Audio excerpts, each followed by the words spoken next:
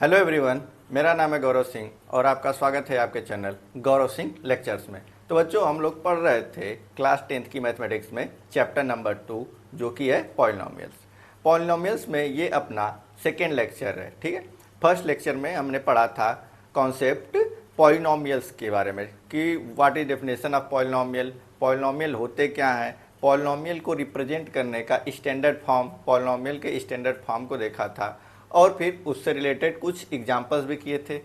Then इसके बाद हम लोगों ने ट्राई किया था कि किसी भी पॉलिनोमियल का जीरोज कैसे फाइंड किया जाता है, इस कॉन्सेप्ट के बारे में डिस्कस करने वाले थे, जिसकी डेफिनेशन को आपको बताया गया था। अब आज हम लोग आपको एक बार कॉन्सेप्ट को रिवाइज कराएंगे, देन उसके बाद फर्दर नेक्स्ट आगे मूव करेंगे, ठीक है। तो सबसे पहले आपको पॉलिनोमियल का स्टैंडर्ड फॉर्म याद रहना चाहिए। कोई भी पॉलिनोमियल हो, पॉलिनोमियल उसको स्टैंडर्ड फॉर्म क्या होता है, पॉलिनोमियल को पी एक्स इक्वल टू हम लोग लिखते हैं ए एन एक्स की घात n, a n x to the power n plus a n minus one x to the power n minus one plus and so on a two x square plus a one x plus a not. This is the standard form of a polynomial of degree n, polynomial of degree n। ये कोई degree n की polynomial है, degree n इन variable x, variable x में कोई n degree की polynomial इस तरीके की दिखती है।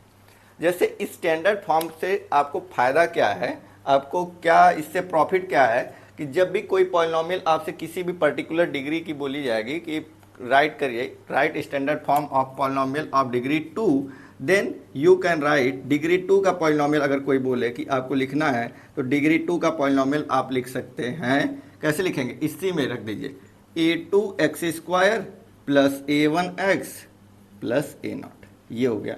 और इसी चीज़ को हम लोग ऐसे याद रखते हैं a x square plus b x plus c, इस तरीके से हम लोग याद कर लेते हैं।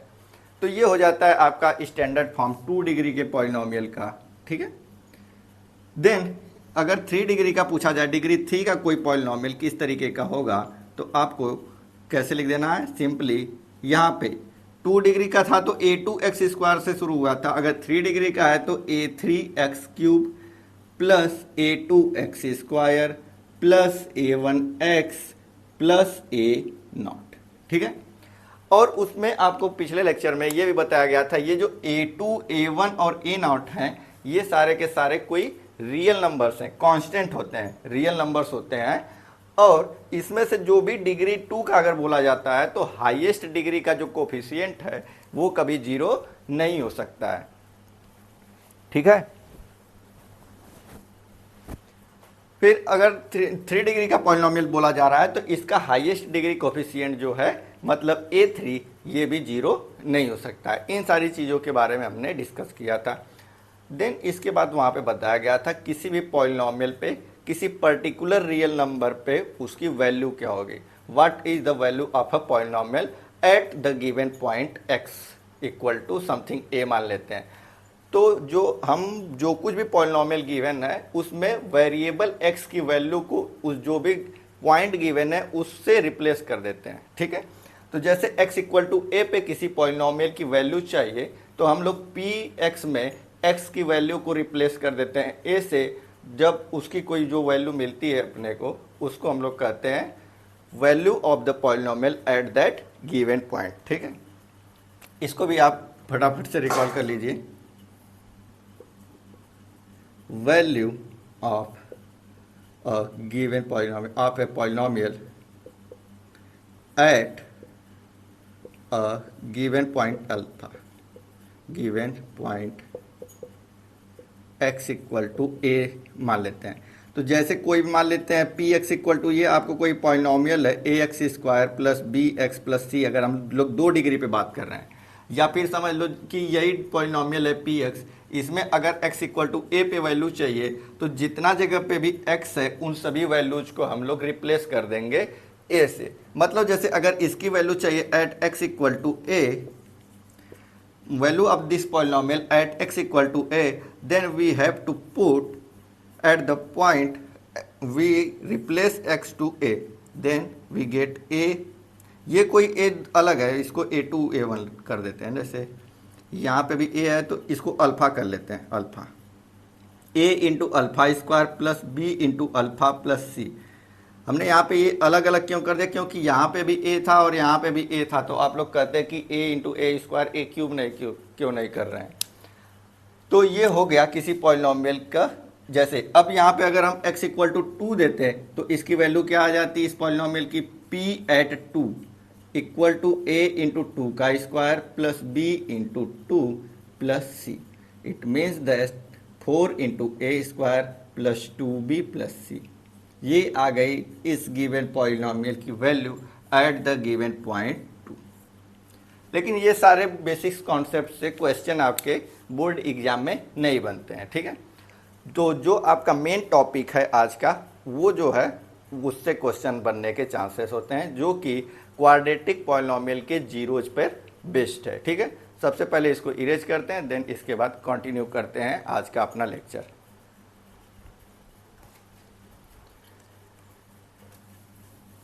पॉलिनोमियल के बारे में आपने पॉलिनोमियल को डिफाइन किया जाता है, फिर उसके बाद वहाँ पे उसको टर्म के बेसिस पे और डिग्री के बेसिस पे डिवाइड किया जाता है। डिग्री क्या होती है, highest exponent of the variable. जो कोई भी पॉलिनोमियल है उसमें हाईएस्ट डिग्री एक्सपोनेंट को ही हम लोग डिग्री ऑफ द पॉलिनोमियल कहते हैं।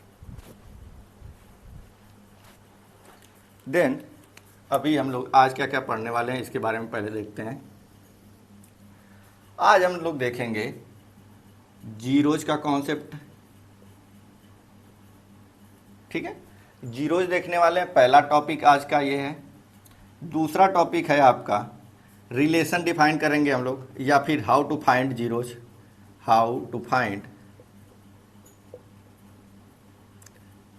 Zeros of a quadratic polynomial. How to find zeros of a quadratic polynomial. पहले जीरोज के कॉन्सेप्ट के बारे में पढ़ेंगे, फिर किसी भी पर्टिकुलर, क्योंकि हम लोगों के एग्जाम में मोस्ट टॉपिक्स जो भी क्वेश्चंस के मिलेंगे वो क्वाड्रेटिक पॉलिनोमियल पे बेस्ड मिलेंगे, तो हम लोग इसलिए देखेंगे कि किसी भी क्वाड्रेटिक पॉलिनोमियल के जीरोज को कैसे फाइंड किया जा सकता है। देन अपना नेक्स्ट टॉपिक होगा कि relationship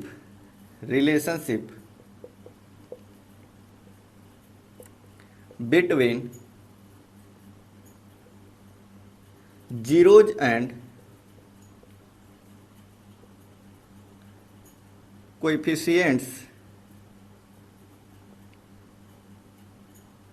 of a quadratic polynomial। इसका फार्मूले का डेरिवेशन भी किया जाएगा।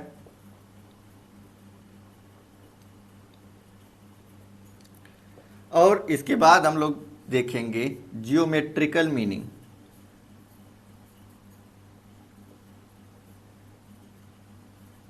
Geometrical meaning of zeros,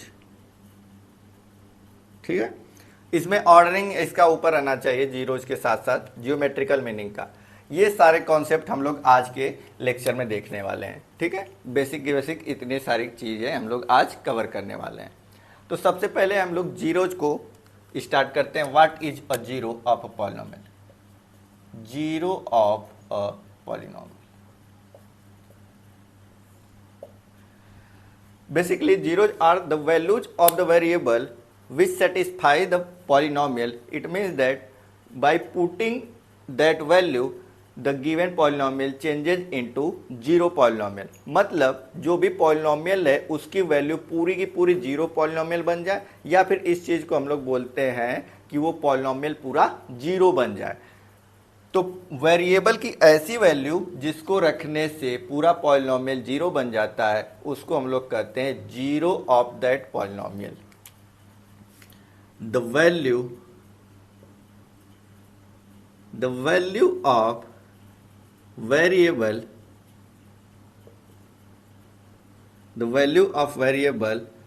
by putting which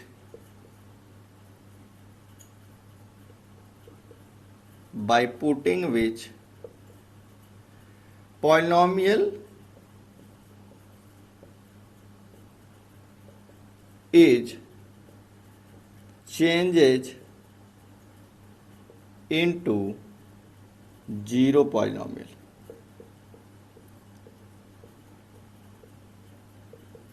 simple भाषा में बताते हैं इसको कि कोई भी जो पॉलिनोमियल गिवन है पी एक्स, उसका जीरोज फाइंड करना है, तो हमको क्या फाइंड करना है अल्टीमेटली, उसमें वेरिएबल की ऐसी वैल्यू जिसको रखते ही पूरा पॉलिनोमियल जीरो बन जाए, उसको हम लोग कहेंगे, जो वैल्यू हमने रखा है उस वैल्यू को कहेंगे कि वो पॉलिनोमियल का क्या है, जीरो है। जैसे हम एक एग्जांपल लिखते हैं यहाँ पे p x equal to something लिख देते हैं एक्स माइनस थ्री। ऐसे क्वेश्चन जो लीनियर इक्वेशन लीनियर पॉलिनोमियल्स है, सॉरी, जो लीनियर पॉलिनोमियल्स हैं उनकी जीरोज फाइंड करना, आपने क्लास 9th में बहुत सारे क्वेश्चन इस तरीके के किए थे। तो आप क्लास 9th में कैसे करते थे, x equal to x minus three, ये पॉलिनोमियल गिवन है, इसकी वैल्यू फाइंड करना है, मतलब जीरो फाइंड करना है इसका। अगर पॉलिनोमियल का जीरो फाइंड करना है तो आपको इसमें वेरिएबल की ऐसी वैल्यू सोचनी है, वेरिएबल मतलब जो इस ब्रैकेट के अंदर लिखा होता है वो क्वांटिटी आपकी वेरिएबल होती है उस पॉलिनोमियल में। तो इस पॉलिनोमियल में ब्रैकेट के अंदर x लिखा है, तो इसलिए इस पॉलिनोमियल में वेरिएबल क्या है, x है। देन जब हम लोग अब सोचना है कि यहाँ पे x की जगह पे ऐसी क्या वैल्यू पुट की जाए जिससे ये पूरा पॉलिनोमियल जीरो हो जाए, तो आप आराम से सोच सकते हैं कि अगर हम यहाँ पे x की जगह पे 3 रख दें तो 3 minus three equal to zero हो जाएगा। It means that x equal to 3 is a zero of p x equal to x minus three. अभी ये तो लीनियर पॉलिनोमियल था, तो आप ऑब्जर्व करके बहुत आसानी से लिख सकते हैं, ठीक है। और इस तरीके के क्वेश्चंस के लिए, और अपने क्लास 9th में पढ़ा भी था, जब कभी भी आपको पॉलिनोमियल के जीरोज फाइंड करने हैं तो आप सिंपल जो भी पॉलिनोमियल गिवन है उस पॉलिनोमियल को पूरा जीरो से इक्वेट कर दीजिए। जैसे कि आपको यहाँ पे x माइनस थ्री दिया था, आप इसको जीरो से इक्वेट कर दीजिए, और जीरो से इक्वेट करने के बाद गिवन पॉलिनोमियल को जीरो से इक्वेट करने के बाद हम क्या करेंगे, वहाँ से वेरिएबल की वैल्यू फाइंड आउट करना चाहेंगे। तो x की वैल्यू यहाँ से अपना टारगेट है कि किसी तरह, यहाँ पे वेरिएबल क्या है x, तो किसी तरह से x की वैल्यू मिल जाए। तो आप इसकी साइड चेंज करेंगे तो हो जाएगा 0 plus 3, it means that x equal to 3। Then x equal to 3 is the zero of the given polynomial. ठीक है। अब मान लेते हैं एक क्वाड्रेटिक पॉलिनोमियल का एक एग्जांपल लिखते हैं, इसको इरेज करते हुए।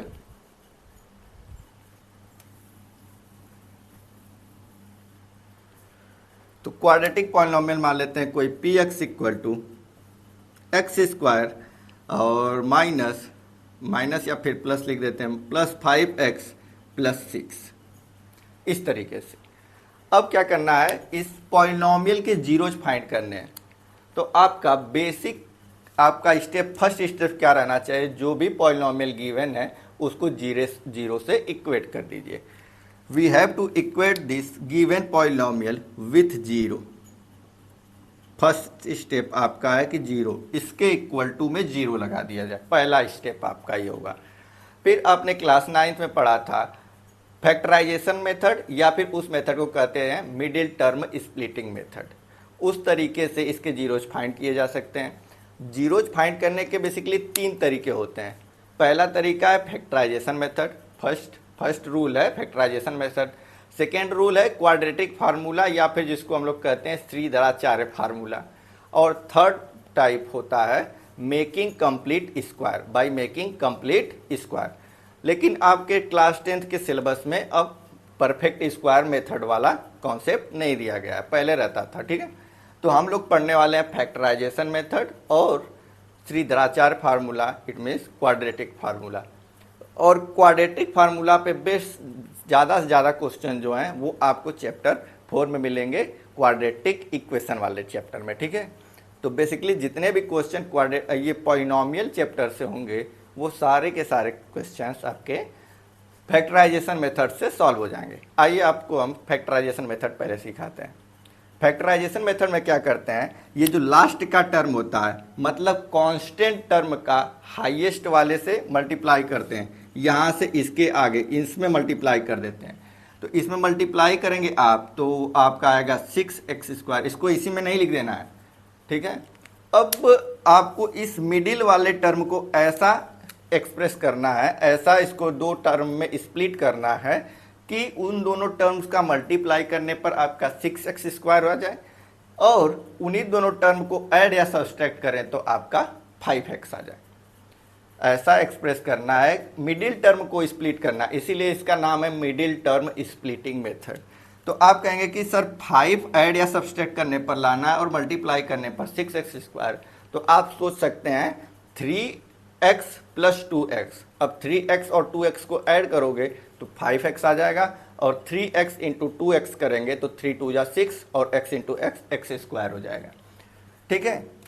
तो आप मिडिल टर्म को एक्सप्रेस करेंगे इस तरीके से x² + 3x + 2x + 6 = 0। देन यहाँ से x कर लेंगे कॉमन, दोनों स्टेप में से इन दोनों में से x कॉमन करेंगे तो यहाँ से एक x बचेगा और यहाँ से ये x कॉमन होके बाहर चला गया तो यहाँ पे बचा 3। देन नेक्स्ट में अब इन दोनों में देखेंगे यहाँ पे 6 है तो 6 मतलब 2 × 3 लिखा हुआ है, तो इसमें भी 2 है इसमें भी 2 है, दोनों में से 2 कर लेंगे कॉमन, तो 2 कॉमन हो गया तो यहाँ पे बचा x और यहाँ से बचा 3 = 0। देन इन नेक्स्ट स्टेप यहाँ पे देखेंगे हम लोग, यहाँ पे भी x + 3 और इस टर्म में भी x + 3, इन दोनों में से भी x + 3 हो जाएगा फिर से कॉमन। तो पहले वाले में से भी और दूसरे वाले में से दोनों में से x + 3 कॉमन हुआ तो ये इस वाले टर्म से क्या बचा, x बचा और इस वाले टर्म से 2, तो हम लोग इस स्टेप पे आ गए। अब इस स्टेप में क्या हो रहा है, ये कोई नंबर है और ये कोई नंबर है, मल्टीप्लाई में है, दो नंबर्स मल्टीप्लाई में है और आंसर आ रहा है उनका 0। तो इन दोनों नंबर में से किसी ना किसी एक को तो 0 होना ही पड़ेगा अगर आंसर को 0 आना है। तो हम लोग लिखेंगे आइदर x + 3 = 0 और x + 2 = 0। This implies that x = -3 और x = -2, और यही दोनों x = -3 और -2 जो है ये इस पॉलिनोमियल के जीरोज हैं। तो इस पॉलिनोमियल के कौन कौन से जीरोज हैं, आप लिखेंगे x = -3 and x = -2 are the zero of this given polynomial. इस तरीके से करना है, ठीक है। एक क्वेश्चन और करते हैं फिर इसके बाद आगे का कॉन्सेप्ट हम लोग सीखेंगे। अभी हमने पहले जीरोज के बारे में बताया था, पहला टॉपिक आपका था जीरोज। तो जीरोज को हमने बताया कि कोई भी पॉलिनोमियल गिवन होगा तो उसमें वेरिएबल की ऐसी वैल्यू पुट करनी है कि पूरा पॉलिनोमियल 0 पॉलिनोमियल में चेंज हो जाए, मतलब पूरा पॉलिनोमियल 0 हो जाए बेसिकली, ठीक है। तो उसको हम लोग कहेंगे, वो जो वेरिएबल की वैल्यू हमने उसमें पुट किया है पॉलिनोमियल में, उस वैल्यू को हम लोग कहते हैं 0 ऑफ दैट पॉलिनोमियल, ठीक है। फिर इसके बाद मेथड था how to find zeros of a quadratic polynomial. तो यहाँ पे हमने क्वाड्रेटिक पॉलिनोमियल के जीरोज कैसे फाइंड करते हैं उसके बारे में यहाँ पे देखा था, ठीक है। और कॉन्सेप्ट लगे हाथ, ये तो क्लास 9th में ही पढ़ लिया था आपने। जैसे कोई polynomial px = ax + b type का होता है तो लीनियर पॉलिनोमियल इस तरीके का होता है। ये लीनियर पॉलिनोमियल के लिए बता रहे हैं, ये क्लास 9th में हमने पढ़ लिया था। तो पॉलिनोमियल का जीरोज निकालना है तो आप ax + b, पहला स्टेप ही आपका होता है कि जो कुछ भी गिवन है उसको 0 से इक्वेट कर दें और फिर यहाँ से वेरिएबल x की वैल्यू फाइंड करने का ट्राई करें। तो जब आप यहाँ से वैल्यू फाइंड करने का ट्राई करेंगे तो ये आ जाएगा -b और आ जाएगा x = -b/a। लीनियर पॉलिनोमियल की वैल्यू अगर निकालनी हो तो जीरोज निकालना हो तो आप डायरेक्टली इस फार्मूला से भी जा सकते हैं। इस फार्मूले को आप ऐसा भी लिखा हुआ देख सकते हैं, किसी किसी बुक में मिलेगा आपको, minus of constant term divided by coefficient of x coefficient of x। ठीक है, इस तरीके से भी मिल सकता है आपको। ठीक है, आपने इसके बारे में पढ़ लिया और इसके बारे में। अभी how to find zeros of polynomial पे एक दो क्वेश्चंस और करते हैं, देन हम लोग मूव करेंगे रिलेशनशिप के बारे में और उनकी ज्योमेट्रिकल मीनिंग के बारे में। पहले ही हम ज्योमेट्रिकल मीनिंग डिस्कस करेंगे, देन उसके बाद रिलेशनशिप पे मूव करेंगे। ठीक है, चलिए करते हैं आगे का।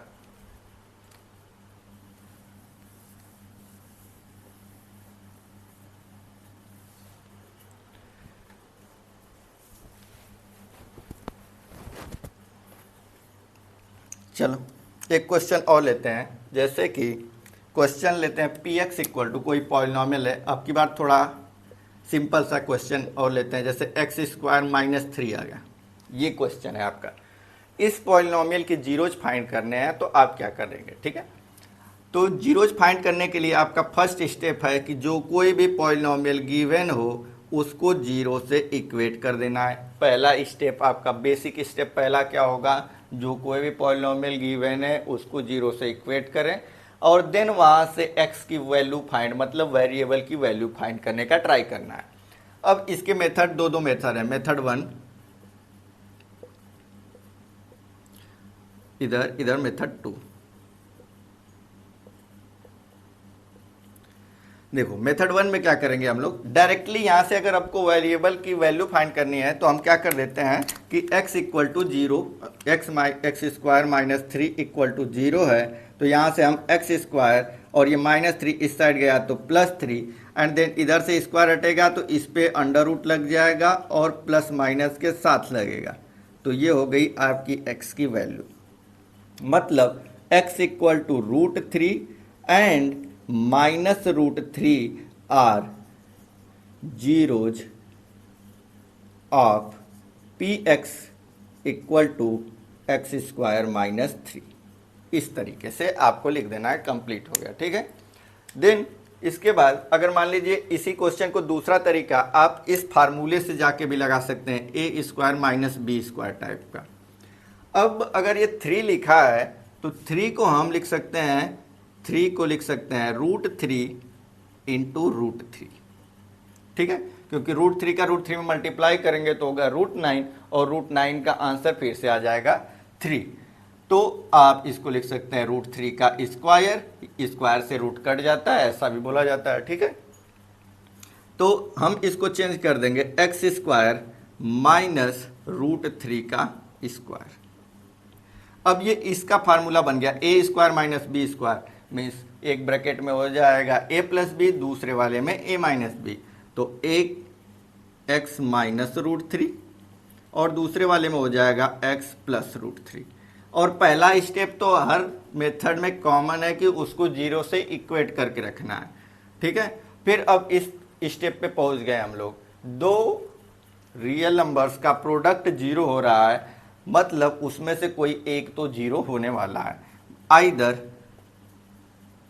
x माइनस √3 इक्वल टू 0 और x प्लस √3 इक्वल टू 0। तो यहाँ से आ जाएगा x की वैल्यू माइनस √3 और यहाँ से आ जाएगी आपकी प्लस √3।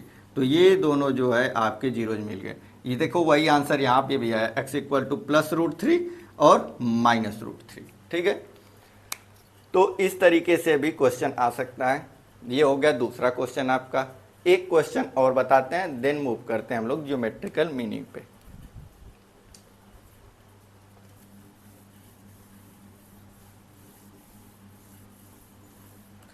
नेक्स्ट क्वेश्चन है आपका, ये एक अच्छा क्वेश्चन माना जाएगा, इसका कुछ स्टैंडर्ड है। ठीक है, कुछ इस तरीके का, √3x² प्लस 7x प्लस 4√3। ये पॉलिनोमियल गिवन है। आपको क्या करना है, फाइंड करने हैं जीरोज। फाइंड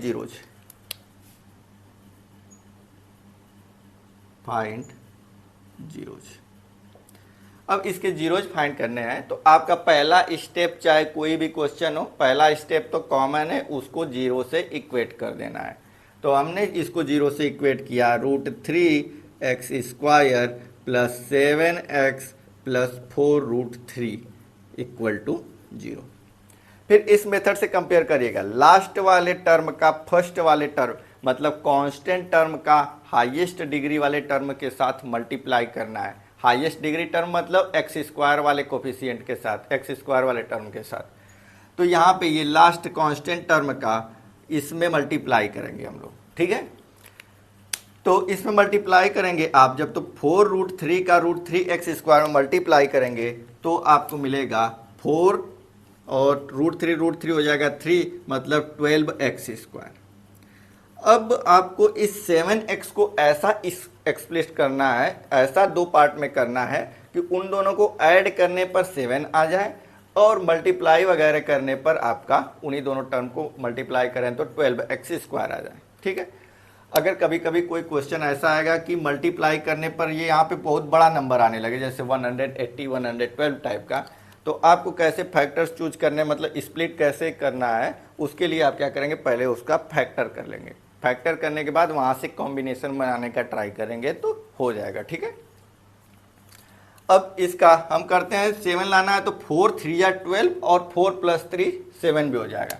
तो हमने इसको एक्सप्लिट कर दिया 3x² प्लस 7x को एक्सप्लिट कर दिया हमने 3x + 4x में प्लस 4√3 = 0। देखो 3x 4x ऐड करेंगे 7x और 3 × 4 12 और x × x x², पहुँच जाएंगे उस स्टेप पे। अब देखिए यहाँ पे √3 है, इसमें भी √3 होगा क्योंकि √3 को हम लोग लिख सकते हैं √3 × √3, ठीक है। तो दोनों टर्म में √3 कॉमन है और इसमें भी x है, इसमें भी x है, तो x भी कॉमन। इस स्टेप से बचा x और इस स्टेप से बचा 2 √3 थे ना 3 के अंदर, तो 1 √3 तो बाहर चला गया, तो 1 √3 कॉमन में से बचा हुआ है। तो 4 कॉमन हो गया, x + √3 = 0, ठीक है। इस स्टेप पे आने के बाद अब देखेंगे आप इस टर्म में भी x + √3, इस टर्म में भी x + √3, दोनों टर्म में x + √3 है। Then we take x + √3 as a common factor and remaining part is √3 × x + 4। Next step क्या होगा, दो रियल नंबर्स का मल्टीप्लाई, दो रियल नंबर्स का मल्टीपल 0 हो रहा है, आइदर फर्स्ट वन इज 0 और second one is 0। Then next step आपका हो जाएगा x + √3 = 0 और √3x + 4 = 0। और यहाँ से हम लोग फाइंड करेंगे इसके जीरोज, तो मिलेंगे x = -√3 और दूसरा मिलेगा आपको x = -4/√3, जिसको आप थोड़ा सा और रेशनलाइजेशन करके लिखेंगे तो मिल जाएगा आपको 4√3 / 3। रेशनलाइजेशन कैसे करते हैं, सेम नंबर से ऊपर नीचे मल्टीप्लाई कर देते हैं, √3 से नीचे भी मल्टीप्लाई कर दिया, √3 से ऊपर भी मल्टीप्लाई कर दिया, तो चेंज होके हो गया 4√3/3। तो इसके दो जीरोज ये हैं, एक जीरो ये और एक जीरो ये, इस तरीके से आपको करना है, ठीक है।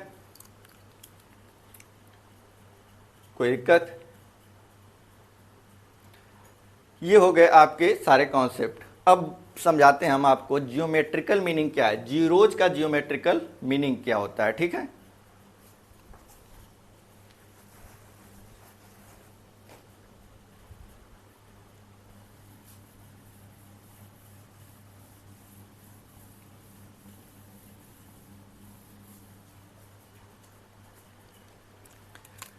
चलिए शुरू करते हैं जियोमेट्रिकल मीनिंग से रिलेटेड बातें।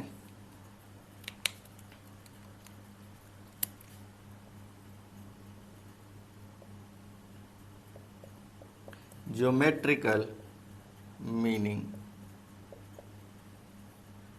Of zeros. Basically geometrical meaning मतलब पॉलिनोमियल्स के ग्राफ से, ग्राफ में और उनके जीरोज के बीच में क्या रिलेशन है, इसके बारे में डिस्कशन करनी है, ठीक है। जैसे मान लेते हैं कि कोई भी पॉलिनोमियल जिसका ग्राफ कुछ इस टाइप का है। अब जब आपने ग्राफ बनाना क्लास 9th में सीखा होगा, वहाँ पे सीखा था कि कैसे एक बॉक्स जैसा बना के यहाँ पे ऐसा इधर x और y लिख के यहाँ से वैल्यूज आप फाइंड करते थे और उसकी हेल्प से, कोऑर्डिनेट की हेल्प से आप जीरोज निकालने का ट्राई करते थे। ठीक है, तो ये सब तो नहीं कराएंगे अभी, आप बस डायरेक्ट मेथड समझिए क्या है। आपको पहले से मालूम होगा कि जो x एक्सिस है, तो किसी भी गिवन पॉलिनोमियल का ग्राफ x एक्सिस को जितनी टाइम्स कट करता है, जितनी बार क्रॉस करता है, पॉलिनोमियल के पास उतने जीरोज होते हैं। When a graph of a polynomial crosses the x axis, then the point of intersection coordinate of the point of intersection is the zero of that polynomial। Simple में लिखते हैं यहाँ पे पहला ऑब्जर्वेशन यहाँ से ग्राफ से रिलेटेड क्या है आपका कि x coordinate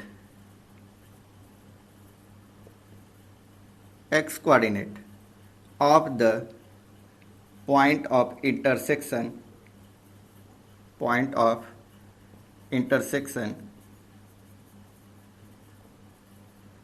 is a zero of the polynomial px। जो जहां पे ग्राफ x एक्सिस को क्रॉस कर रहा है उसका x कोऑर्डिनेट जो है, जैसे यहां पे कट कर रहा है तो इसका कोऑर्डिनेट कुछ इस टाइप का होगा, x, 0 टाइप का। तो ये जो x की वैल्यू, यहाँ पे x की वैल्यू जैसे मान लेते हैं यहाँ पे 1 है, यहाँ पे 2 है ये पॉइंट, तो इस पॉइंट का कोऑर्डिनेट मतलब 2, 0 और इसमें x का कोऑर्डिनेट मतलब x इक्वल टू यहाँ पे कितना है 2, तो x इक्वल टू 2 इस गिवन पॉलिनोमियल px का क्या मिलेगा आपको 0 मिलेगा। ठीक है, तो जीरो से रिलेटेड जो ग्राफ का मीनिंग है वो दो टाइप से रिलेट है कि एक तो है कि ग्राफ किसी पॉलिनोमियल का ग्राफ x एक्सिस को जितनी टाइम्स कट करता है, क्रॉस करता है, उसके पास उतने ही जीरोज होते हैं। ठीक है, और सेकेंड क्या है, जिस पॉइंट पे क्रॉस कर रहा है उस पॉइंट का x कोऑर्डिनेट जो है, x और कोऑर्डिनेट, उसको हम लोग कहेंगे उस पॉलिनोमियल का जीरो। ठीक है, और पॉलिनोमियल का जो हाईएस्ट डिग्री होता है, मतलब जो जिस डिग्री का भी पॉलिनोमियल है, पॉलिनोमियल के जीरोज उससे ज़्यादा नहीं हो सकते हैं। पॉलिनोमियल के पास एटमोस्ट उतने ही जीरोज हो सकते हैं जितनी की उसकी डिग्री हो। जैसे 2 डिग्री का पॉलिनोमियल है तो उसके पास एटमोस्ट 2 जीरोज हो सकते हैं। हो सकता है कि 2 जीरोज नहीं हो सकता है कि उसके पास एक ही जीरो हो सकता है कि उसके पास एक भी जीरो नहीं हो। ऐसे भी एग्जाम्पल्स हैं, जैसे आप x² + 1, ये कोई पॉलिनोमियल px है, इसके पास कोई हैज नो रियल जीरो, इसके पास कोई भी रियल जीरोज नहीं है। ठीक है, तो आप देखेंगे कि इस पॉलिनोमियल के पास 2 डिग्री का तो है, 2 डिग्री का है, मतलब ये कंपलसरी नहीं है कि उसके पास 2 जीरोज हों ही, हो सकता है कि उससे कम जीरो हो सकता है कि उसके पास जीरोज ही ना हो। अगर 3 डिग्री का पॉलिनोमियल है तो मैक्सिमम उसके पास 3 जीरोज हो सकते हैं, ज़्यादा से ज़्यादा 3 जीरोज हो सकते हैं। उसके पास हो सकता है कि 2 रियल जीरोज हो सकता है कि 1 रियल जीरो हो, और हो सकता है कि एक भी जीरो नहीं हो। मतलब यहाँ पे एट मोस्ट की बात हो रही है। तो जब हम लोग किसी भी क्यूबिक पॉलिनोमियल का ग्राफ बनाएंगे तो हो सकता है कि उस पॉलिनोमियल का ग्राफ x एक्सिस को 3 टाइम्स कट करे, ये भी हो सकता है कि उसका ग्राफ x एक्सिस को 2 टाइम्स कट करे, ये भी हो सकता है कि उसका ग्राफ x एक्सिस को एक ही बार कट करे। ठीक है, जैसे क्वेश्चंस देखते रहिए। जैसे हम पहले एक क्वाड्रेटिक पॉलिनोमियल का ग्राफ बनाते हैं। क्वाड्रेटिक पॉलिनोमियल का ग्राफ हमेशा पैराबोलिक होता है। क्वाड्रेटिक पॉलिनोमियल का ग्राफ हमेशा पैराबोलिक होता है, कुछ इस टाइप का। ठीक है, ये कुछ ऐसा। अब ये पैराबोला इस टाइप का भी हो सकता है, डाउनवर्ड भी हो सकता है, इस तरीके का भी। तो क्वाड्रेटिक पॉलिनोमियल आपका बेसिकली होता कैसा है, ax² + bx + c, इस तरीके का होता है क्वाड्रेटिक पॉलिनोमियल। अब ये पैराबोला कब अपवर्ड होगा कब डाउनवर्ड होगा, उसके लिए कंडीशन होती है, अगर a की वैल्यू ग्रेटर देन 0 है, then implies that upward parabola. Upward parabola. अगर a की वैल्यू लेस देन 0 होगा तो डाउनवर्ड पैराबोला, मतलब पैराबोला नीचे की तरफ खुला है, डाउनवर्ड पैराबोला। ठीक है, इस a की वैल्यू पर डिपेंड करता है कि पैराबोला जो है, मतलब क्वाड्रेटिक पॉलिनोमियल का जो ग्राफ है वो किस तरफ खुला रहेगा, ऊपर की तरफ ओपन रहेगा या फिर नीचे की तरफ ओपन रहेगा, वो सारी बात a पर डिपेंड करती है। ठीक है, और देखिए पैराबोलिक है तो हो सकता है कि इस तरीके से है, जैसे इसमें देखेंगे आप तो यहीं पे बस एक ही पॉइंट पे कट कर रहा है, तो ये जो पैराबोलिक है, ये जो क्वाड्रेटिक पॉलिनोमियल है, इसने एक्स एक्सिस को एक ही जगह पे कट किया, मतलब इस वाले गिवन पॉलिनोमियल के पास, ये जो गिवन पॉलिनोमियल का ग्राफ है, किसी भी पॉलिनोमियल पी एक्स का ग्राफ है, इसके पास कितने जीरोज हैं, इस पॉलिनोमियल के पास नंबर ऑफ जीरोज एक है, लेकिन ये भी तो क्वाड्रेटिक पॉलिनोमियल है, तो हो सकता है क्वाड्रेटिक पॉलिनोमियल के पास एक ही जीरो हो, और हो सकता है कि इस तरीके का हो तो यहाँ पे एक बार यहाँ पे कट कर रहा है, एक बार यहाँ पे कट कर रहा है, दो बार कट किया एक्स एक्सिस को, तो इसके पास कितने जीरोज हैं, दो जीरोज हैं। और हो सकता है कि ग्राफ कुछ इस टाइप का भी हो, ऐसा हो, तो यहाँ पे इसने एक्स एक्सिस को कट ही नहीं किया, तो इस पॉलिनोमियल के पास एक भी जीरो नहीं है। ठीक है, ऐसा भी हो सकता था नीचे की तरफ ऐसा, इसके पास भी एक भी जीरोज नहीं है। Number of zeros in this graph zero, एक भी जीरो इसके पास नहीं, इसके पास एक भी जीरोज नहीं है, इसके पास एक जीरो है, इसके पास दो जीरोज हैं। ठीक है, ये सारे कॉन्सेप्ट हैं जीरोज और ग्राफ से रिलेटेड। ग्राफ से रिलेटेड बेसिकली आपको पॉइंट्स कौन कौन से ध्यान में रखने हैं। पहला पॉइंट ये है कि किसी भी पॉलिनोमियल का ग्राफ एक्स एक्सिस को जितनी बार कट करेगा उसके पास उतने ही पॉलिनोमियल होंगे। A polynomial P x have maximum zeros कितने होंगे उसके पास, जितना कि उसकी डिग्री होगी। ठीक है, इन सबको इरेज करते हैं और इसके बाद अब हम लोग मूव करते हैं relationship between zeros and coefficients पे।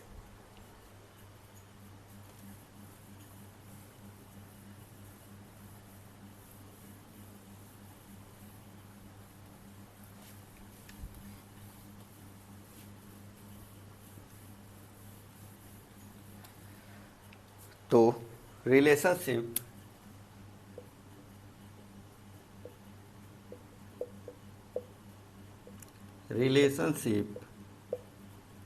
between zeros and coefficients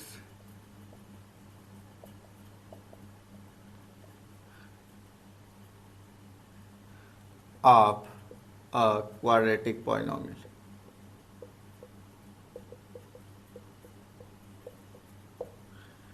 ठीक है, इसके बारे में डिस्कशन करना शुरू करते हैं।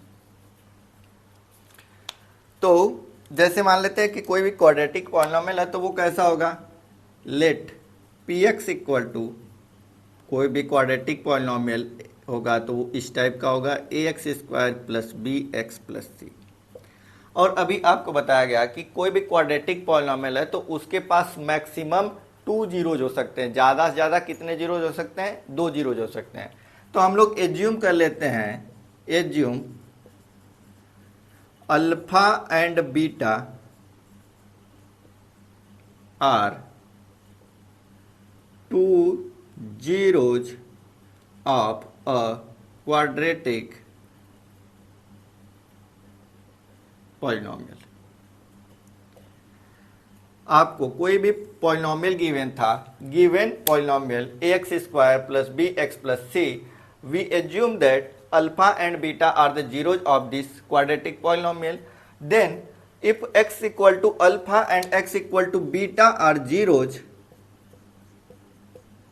x equal to alpha and x equal to beta are zeros of the polynomial, then we must have to say by factor theorem x minus alpha and x minus beta are the zeros of the given polynomial px equal to ax square plus bx plus c. We can say x by factor theorem,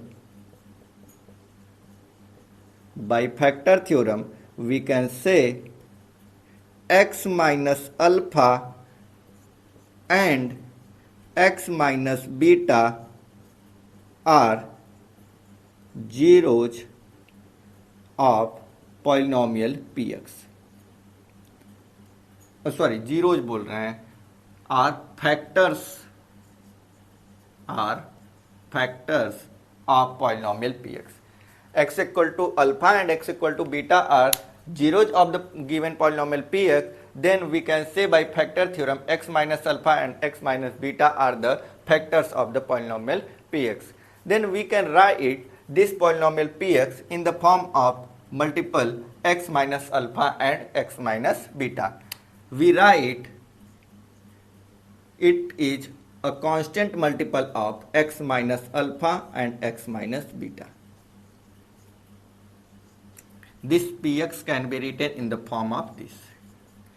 Then multiply this expression, we get, by multiplying this, we get x square minus alpha plus beta into x plus alpha into beta. In the next step, we multiply k in all the terms. Then we get k into x square minus k into alpha plus beta into x plus k alpha into beta. And this side px what is? Ax square plus, we can put px equal to ax square plus bx plus c. Now on comparing coefficient of x square, x and constant term, on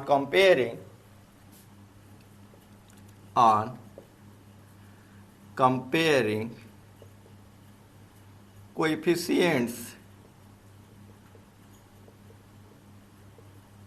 of x square comma x and constant term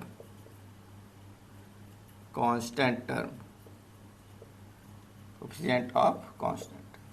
ठीक है, अब compare करते हैं हम लोग. Compare करेंगे तो क्या मिलेगा? ऑन कंपेयरिंग वी गेट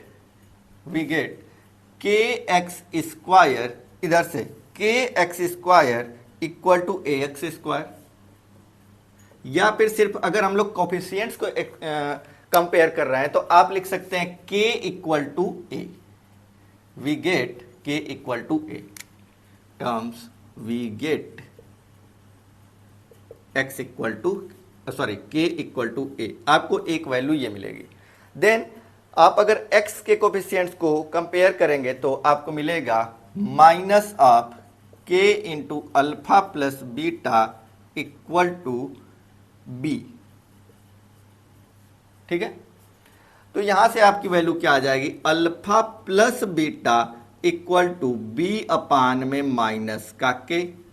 और if we say this is equation first, then we can put value of k from equation first to equation second. इसको अगर इक्वेशन सेकेंड बोल दिया जाए, then we get alpha plus beta equal to minus of b upon a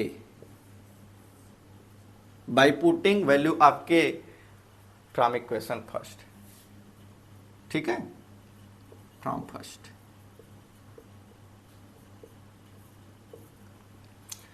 And on comparing the constant terms, we get k into alpha beta equal to c, k into alpha beta equal to c, then alpha into beta equal to c upon k, and by putting value of k from equation first, we reaches at the point alpha into beta equal to c upon a.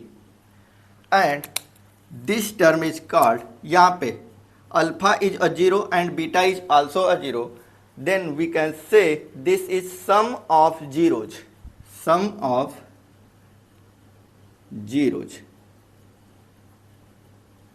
zeros equal to minus b upon a. More specifically, we can write what is b? b is the coefficient of the term x. B is the coefficient of x, then it is changes into the form of minus of coefficient of x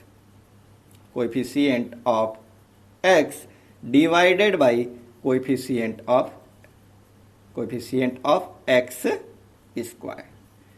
This is the formula for the sum of zeros.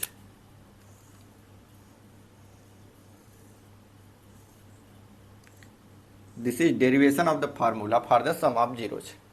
And what is alpha is a 0 and beta is a 0, and here it is a product. Then we can write product of zeros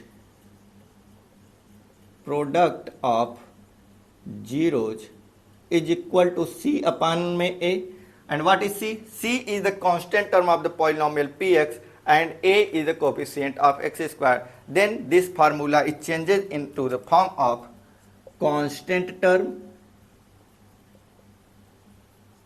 divided by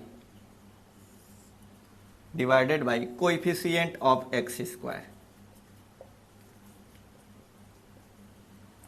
Okay, then we get product of zeros with the formula constant term divided by coefficient of x square, and sum of zeros by the formula minus of coefficient of x divided by coefficient of x square. And these two are the relationship between coefficient of the quadratic polynomial and the zeros. ठीक है, ये है आपका पूरा full concept का derivation वगैरह सब. ये जो क्वाड्रेटिक फार्मूला में आपको कोफिशिएंट और क्वाड्रेटिक पॉलिनोमियल के जीरोज के बीच में आपको डायरेक्टली ये रिलेशन बता दिया जाता है. कैसे आया है, ये आपका फुल डेरिवेशन है.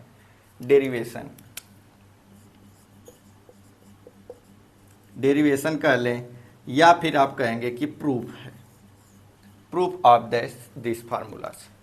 ठीक है, और अब हम लोग अपने देखने वाले हैं एक एग्जाम्पल जो कि इस कंडीशन को फुलफिल करता हो. अपने को पता चले कि कोई एक एग्जाम्पल करें जिसमें ये सारी प्रॉपर्टीज होल्ड होती हों, तो आप लोग समझ पाएंगे कि क्या है. ठीक है, अभी हमने जो पीछे एग्जाम्पल्स किए हैं उन्हीं से रिलेटेड, उन्हीं पर हम इसको होल्ड करवाने का ट्राई करेंगे कि आप लोग उसी पे ट्राई कीजिए. ठीक है, तो इसको इरेज करते हैं. पहले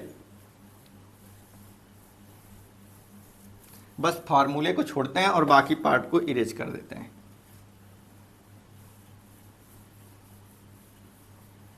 ठीक है, चलिए मूव करते हैं हम लोग एक एग्जाम्पल. जैसे कि आपने एग्जाम्पल फर्स्ट किया था, याद हो तो आपका एग्जाम्पल फर्स्ट था px equal to x square plus 5x plus 6. ये था आपका फर्स्ट एग्जाम्पल. ठीक है, आपने इसके जीरोज निकाले थे तो क्या क्या मिले थे, आप इसका फैक्टर किए थे x square plus 3x plus 2x plus 6 equal to 0. Then we get x plus 3 plus 2 common x plus 3 and from here we reaches at the point x plus 2 equal to 0. यहाँ पे सब जगह पे अपना पहला step है, सबके बराबर में 0 करते रहना है. ठीक है, this implies that x equal to -3 and x equal to -2 are zeros of px. यहाँ तक हमने क्या कर लिया, जीरोज तो फाइंड कर लिया है. Verifying relationship,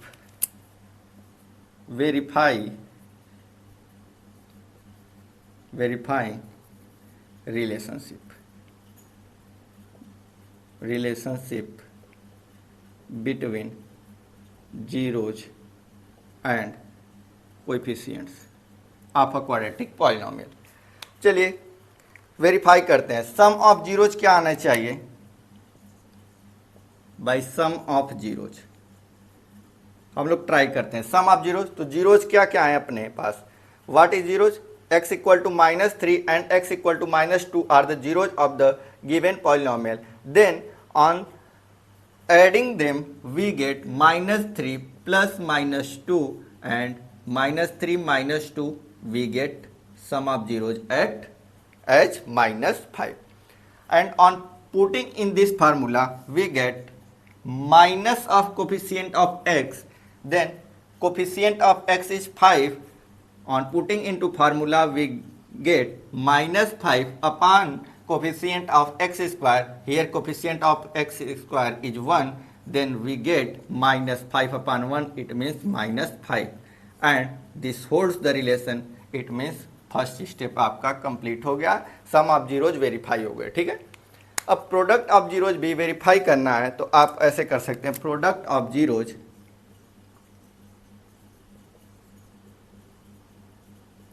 equal to constant term, मतलब सी अपान ए से हम लोग अगर करें तो प्रोडक्ट ऑफ जीरोज, अपने पास प्रोडक्ट क्या क्या है, x इक्वल टू -3 और x इक्वल टू -2 तो जीरोज है, इनका प्रोडक्ट कर देते हैं -3 इंटू -2। अब इनका प्रोडक्ट करेंगे, माइनस इंटू माइनस प्लस हो जाएगा, 3 2 जा 6 हो जाएगा, और ये c अपान में a, c मतलब कांस्टेंट टर्म, कांस्टेंट टर्म है आपका 6 अपान a मतलब 1 मतलब 6।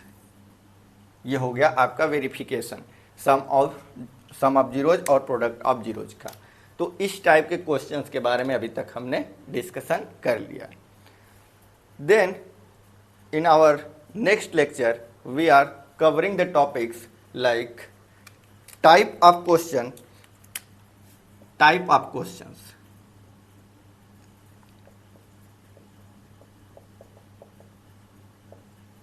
that can be asked in exam।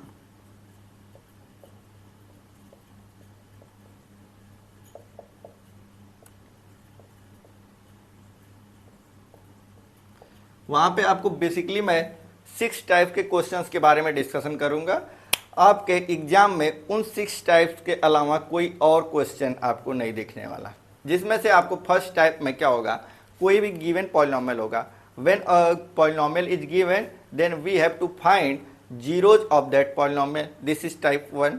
And second type क्या होगा आपका, सेकेंड टाइप में when polynomial are given, polynomial is given then we have to find zeros and verifying relation between them.